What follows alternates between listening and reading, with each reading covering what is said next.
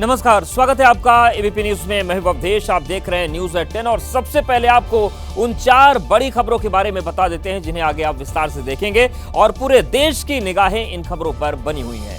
पहली बड़ी खबर है राजा रघुवंशी को लेकर। राजा रघुवंशी हत्याकांड में आज कई खुलासे हुए। मेघालय की शिलांग पुलिस ने हत्याकांड को समझने के लिए आज सीन को रिक्रिएट किया और इसके लिए सोनम को भी पुलिस साथ ले गई थी और घटना वाली जगह पर सोनम ने जो कुछ बताया उसे सुनकर पुलिस भी हैरान रह गई। कथावाचकों का काम समाज को अच्छा संदेश पहुंचाना है, लेकिन कई बार कथावाचक अपनी वाणी से विवाद पैदा कर देते हैं और पंडित प्रदीप मिश्रा जो हैं वो तो विवादों में रहते ही हैं। इस बार उन्होंने फिर से एक ऐसी टिप्पणी कर दी भगवान पर कि मामला थाने पहुंच गया है। पूरी खबर आपको विस्तार से बताएंगे, तो शुरुआत करते हैं। और जंग के बीच ट्रंप का बहुत बड़ा बयान सामने आया है। खामेनेई को लेकर ट्रंप ने पोस्ट किया है और उन्होंने लिखा है कि हमें पता है कि सर्वोच्च नेता कहां छिपा है। सुप्रीम लीडर एक आसान लक्ष्य है, लेकिन वो सुरक्षित है। हम उसे कम से कम अभी तो मारने वाले नहीं हैं। ईरान के आसपास हमारा पूरा आसमान पर कब्जा है। ईरान बिना शर्त सरेंडर करे। तो अमेरिका के राष्ट्रपति डोनाल्ड ट्रंप ने बयान दिया है और बहुत बड़ा बयान दिया है। उन्होंने जंग के बीच ये लिखा है, खामेनेई को लेकर पोस्ट लिखा। ट्रंप ने पोस्ट किया है कि हमें पता है कि सर्वोच्च नेता कहां छिपा है। सुप्रीम लीडर एक आसान लक्ष्य, लेकिन वो सुरक्षित है। हम उससे कम से कम अभी मारने वाले नहीं हैं और ईरान के आसमान पर हमारा पूरा कब्जा है। और ये बयान इसलिए महत्वपूर्ण है क्योंकि खबरें सामने आई थी कि इजराइल खामेनेई को टारगेट बनाकर मारना चाहता था, लेकिन ये जानकारी निकलकर सामने आई कि अमेरिका ने ऐसा करने से रोका। लेकिन अब अमेरिका के राष्ट्रपति खुद ये कह रहे हैं कि जहां पर भी खामेनेई छिपे हैं वो हमें पता है आसान लक्ष्य है, लेकिन फिलहाल वो सुरक्षित है। हम कम से कम अभी मारने वाले नहीं हैं। ईरान के आसमान पर हमारा पूरा कब्जा है।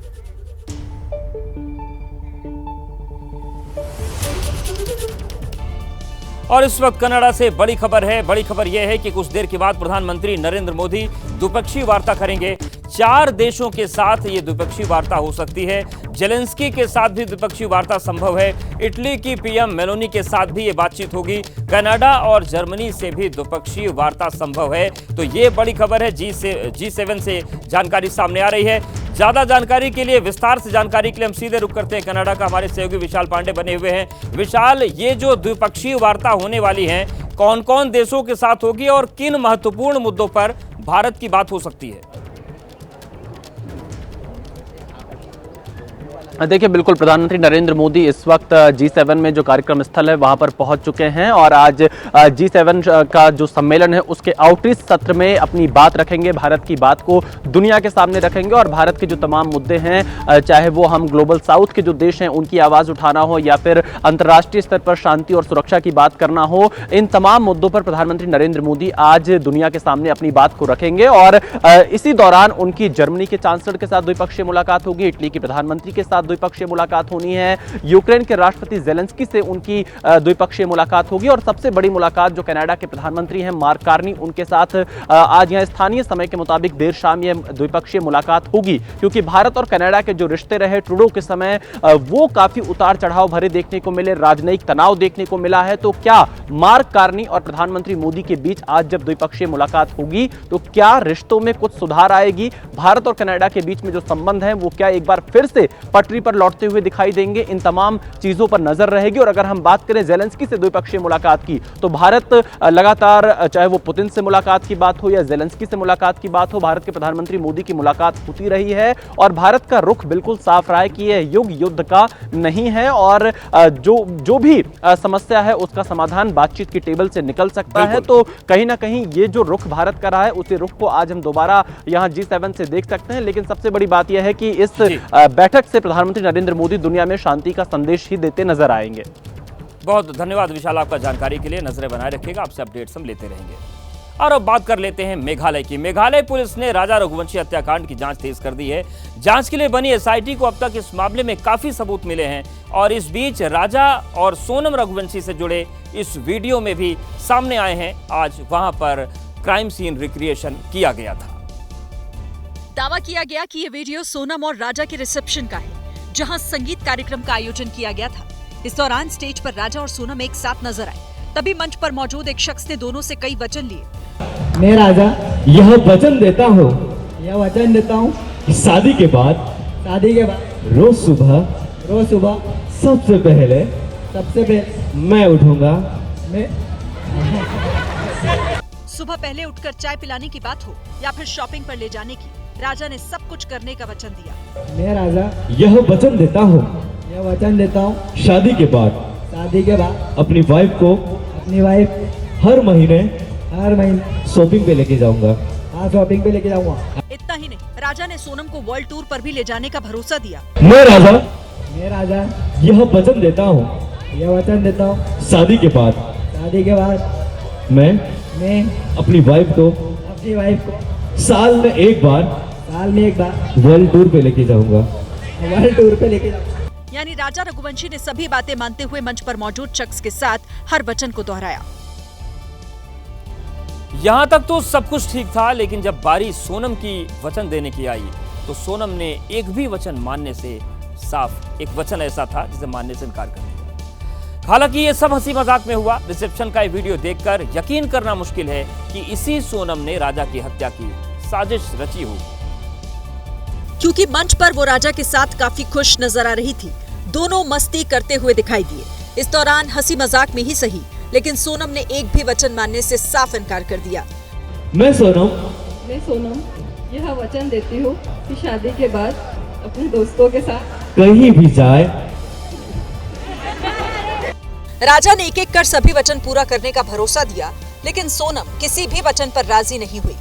राजा भाई तुम तो गए, तुमने 3 वचन दिए, उन्होंने एक वचन पे भी एग्री नहीं किया। इस वीडियो को देखकर सोनम के इरादों का अंदाजा लगाना मुश्किल था। राजा रघुवंशी हत्याकांड में मिले सबूत और सामने आ रही जानकारी ये बता रही है कि सोनम रघुवंशी कितनी शातिर है। आरोप है कि सोनम ने शादी से पहले ही राजा रघुवंशी की हत्या का प्लान तैयार कर लिया था और प्लान के तहत ही इस हत्याकांड को अंजाम दिया। राजा रघुवंशी हत्याकांड में अपराध की कड़ियों को जोड़ने के लिए शिलांग पुलिस ने घटनास्थल पर जाकर क्राइम सीन रिक्रिएट किया। अपनी पत्नी सोनम के साथ हनीमून मनाने यहां आए राजा रघुवंशी की 23 मई को हत्या कर दी गई थी। इसी मामले में जांच को आगे बढ़ाने के लिए मुख्य आरोपी सोनम समेत सभी आरोपियों को लेकर पुलिस सोहरा पहुंची और वहां क्राइम सीन रिक्रिएट किया। राजा रघुवंशी का जहां पर कत्ल किया गया था, पुलिस की जो टीम है वो अब सोनम, इसके अलावा बाकी तीनों आरोपी उनको लेकर के यहाँ पर पहुँच गई है। क्राइम सीन रिक्रिएट करने के बाद शिलांग पुलिस ने प्रेस कॉन्फ्रेंस कर बताया कि राजा रघुवंशी हत्याकांड में एक नहीं 2 हथियारों का इस्तेमाल किया गया था। There is one more dao or machete which needs to be recovered. It is still down there. First dao which was thrown has been recovered. The second machete which is not recovered. Shillong police ने बताया कि सोनम ने parking में ही हथियारों को राजा की हत्या करने का इशारा कर दिया था। हत्या के बाद आरोपियों ने राजा के शव को खाई में फेंक दिया था। इस दौरान पुलिस ने यह भी दावा किया कि हत्या की वजह लव ट्रायंगल के अलावा और भी कुछ हो सकती है। यही वजह है कि शिलांग पुलिस सभी पहलुओं को ध्यान में रखकर छानबीन में जुटी है। यूपी के बागपत में उस वक्त हंगामा खड़ा हो गया जब एक महिला को उसके ही ससुराल वालों ने प्रेमी के साथ पकड़ लिया और पुलिस बुला ली। कुजा महिला और उसके पति को काउंसलिंग के लिए एसपी ऑफिस बुलाया गया था, लेकिन महिला एसपी ऑफिस न पहुंचकर सीधे होटल पहुंच गई जहां उसका प्रेमी पहले से ही मौजूद था। ससुराल वालों ने दोनों को रंगे हाथों पकड़ा तो पत्नी मौका पाकर छत से कूदकर फरार हो गई, जिसका वीडियो सोशल मीडिया पर वायरल हो रहा है। लेकिन इस बीच लोगों ने प्रेमी को पकड़ लिया और उसकी पिटाई कर दी। दरअसल महिला और उसके पति का काफी लंबे समय से विवाद चल रहा है, लेकिन अब विवाद सुलझने के बजाय उलझ गया है। मेरठ पुलिस ने उन मंचलों को गिरफ्तार कर लिया है जिन्होंने सड़क पर स्कूटी से जा रही युवती के साथ अश्लील हरकत की थी। गिरफ्तारी के बाद ये मंचले माफी मांगते नजर आए। रात का वक्त था और हरिद्वार की सड़क पर ये मंचले सड़क पर चलती लड़की से छेड़खानी कर रहे थे। तभी लड़की ने समझदारी दिखाई, मंचलों का वीडियो बनाया, वैन का नंबर प्लेट भी नोट कर लिया और पुलिस से शिकायत कर दी। इस रोड पे गाड़ी चल रही है, मेरे को फीमेल राइडर देख के मेरे साथ बदतमीजी कर रहे थे। ज्यादा दूर नहीं है ये गाड़ी, 2 से 3 किलोमीटर पीछे। मेरठ पुलिस ने मामले की जांच की तो मामला हरिद्वार का निकला। अब पुलिस ने इन सभी मंचलों को गिरफ्तार कर लिया है और उस वैन को भी सीज कर दिया है जिस पर ये मंचले सवार थे। सभी महिलाएं हमारी माताएं बहनें हैं, आज के बाद कोई गलती नहीं होगी।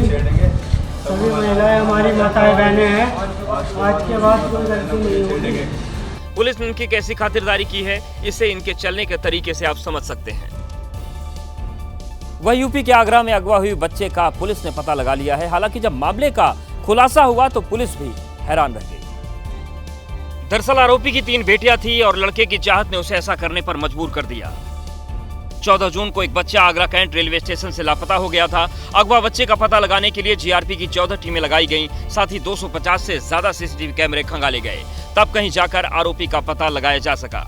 जीआरपी को ग्वालियर रेलवे स्टेशन पर कई सीसीटीवी फुटेज भी मिले थे, जिसमें आरोपी बच्चे को ले जाते हुए दिखाई दिए। आरोपी युवक ने बताया कि बच्चा लावारिस घूम रहा था, इसलिए अपने साथ ले गया। आरोपी ने न केवल बच्चे के बाल कटवाए बल्कि उसकी पूरी वेशभूषा भी बदल दी ताकि उसे कोई पहचान नहीं पाए। बहरहाल अपर पुलिस महानिदेशक ने रेलवे की तरफ से बच्चे को बरामद करने वाली टीम को 10,000 रुपए का नगद पुरस्कार भी दिया है। राजस्थान की अलवर पुलिस ने 14.5 लाख की माला लूट मामले का खुलासा कर दिया। तीनों बदमाश दूल्हे की माला का वायरल वीडियो देखकर पहुंचे थे। वारदात 1 जून की है, जब आमिर नाम के एक शख्स ने अपनी शादी में 14.5 लाख की माला पहनकर सोशल मीडिया पर खूब सुर्खियां बटोरी थी। लेकिन जब किराए की माला वापस करने गया तो बदमाशों ने हथियारों की नोक पर माला लूट ली और रफूचक्कर हो गए। पुलिस ने विशेष टीम का गठन कर 3 शातिर बदमाशों को गिरफ्तार किया।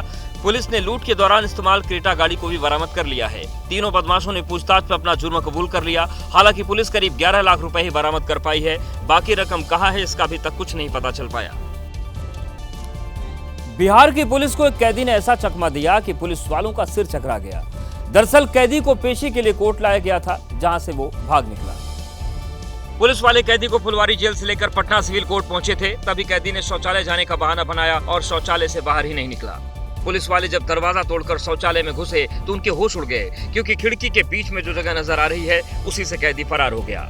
अब पुलिस वाले खिड़की का वीडियो बना रहे हैं ताकि अधिकारियों को अपनी नाकामी का सबूत दिखा सकें। पुलिस वाले बाथरूम के पिछले हिस्से में भी गए जहां से कैदी भागा था। सवाल ये भी है कि कोर्ट में इस तरह के शौचालय क्यों बनाए गए जहां से कोई भी आसानी से भाग सकता है।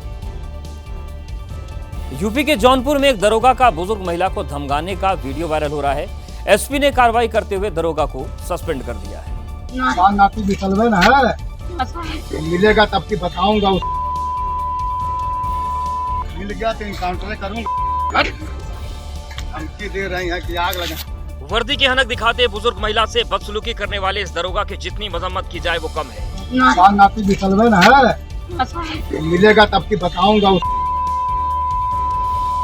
महिला के नाती को सरेआम एनकाउंटर की धमकी देने वाला ये दरोगा सरायख्वाजा थाने में तैनात है। दरअसल दरोगा जी बाजार में राजस्व टीम के साथ जमीन की नाप के लिए आए हुए थे, लेकिन दरोगा वर्दी के नशे में चूर सरेआम बुजुर्ग महिला पर ही अपना रौब झाड़ने लगा। नाती बिचलवे ना है, मिलेगा तब की बताऊंगा। नाती के एनकाउंटर की धमकी सुनकर महिला डर के मारे दरोगा के पैर छूने लगी तो दरोगा को बिल्कुल दया नहीं आई, बल्कि पूरी तरह दुत्कार दिया। मिल गया तो इनकाउंटर करूंगा। धमकी दे रही है कि आग लगा। महिला से सरेआम बदसलूकी करने का वीडियो सोशल मीडिया पर वायरल हो रहा है। जब भी हम बीमार होते हैं तो अस्पताल में डॉक्टर के पास जाते हैं और बीमारी का इलाज कराते हैं, लेकिन यूपी में महोबा के एक अस्पताल में डॉक्टर ने कुछ ऐसा किया कि युवक की जान पर बनाई। इमरजेंसी वार्ड में लेटे मंगल नाम के शख्स ने घरेलू विवाद में जहर पी लिया था, लेकिन जब इलाज करने की बारी आई तो डॉक्टर साहब ने इसे चारकोल मेडिसिन की जगह कोयले का घोल पिला दिया। कोयले का घोल पीकर मंगल सही तो नहीं हुआ, अलबत्ता हायर सेंटर जरूर रेफर हो गया, क्योंकि कोयले का घोल पीते उसकी तबीयत ज्यादा बिगड़ गई। वीडियो वायरल हुआ तो डॉक्टर साहब बेशर्मों की तरह अपने कियो को सही बताने लगे। चारकोल टैबलेट अगर अवेलेबल नहीं होती तो उसमें कोयले को घोल के पिला दिया जाता है, जहर वगैरह अब्जॉर्ब हो जाता है। अब ऐसे में सवाल उठता है कि अस्पताल में अगर दवा उपलब्ध नहीं है तो क्या इसकी सदा इलाज कराने आए मरीज भुगतेंगे? बहरहाल परिजन आरोपी डॉक्टर पर कार्रवाई की मांग कर रहे हैं।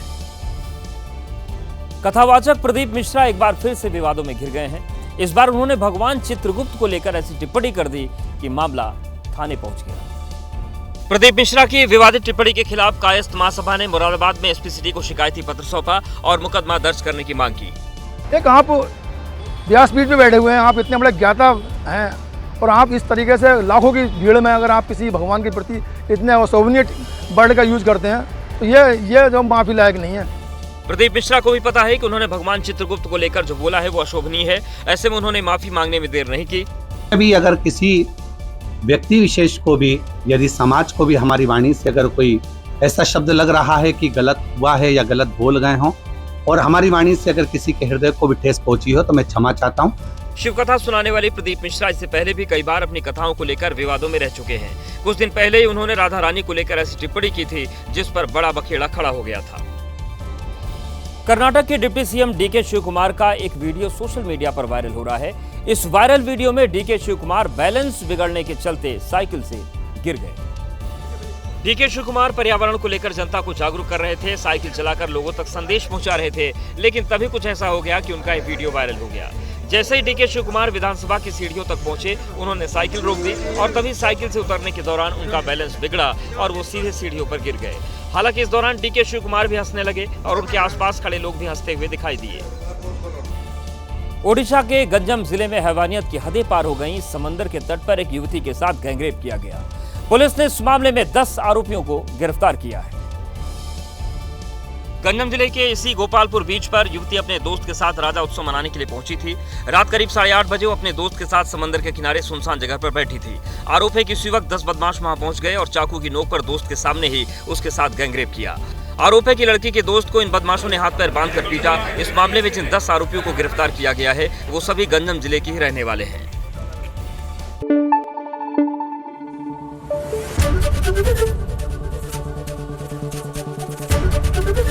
एबीपी न्यूज आपको रखे आगे।